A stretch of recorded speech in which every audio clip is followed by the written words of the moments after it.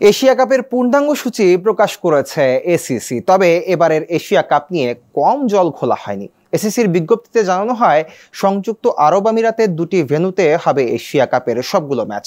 Stadium দুটি আবুধাবির জায়েদ cricket stadium ও Dubai আন্তর্জাতিক cricket stadium.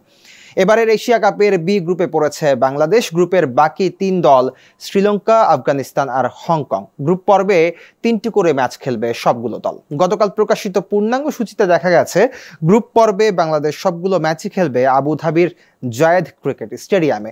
11 September হংকংয়ের বিপক্ষে ম্যাচ দিয়ে এশিয়া কাপের মিশন শুরু করবে লিটন দাসের দল। এরপর 13 সেপ্টেম্বর বাংলাদেশের দ্বিতীয় ম্যাচ শ্রীলঙ্কার বিপক্ষে। 16 সেপ্টেম্বর আফগানিস্তানের বিপক্ষে ম্যাচ দিয়ে গ্রুপ পর্ব শেষ করবে তাসকিন মুস্তাফিজরা। সবগুলো ম্যাচ শুরু হবে বাংলাদেশ সময় রাত 8টায়।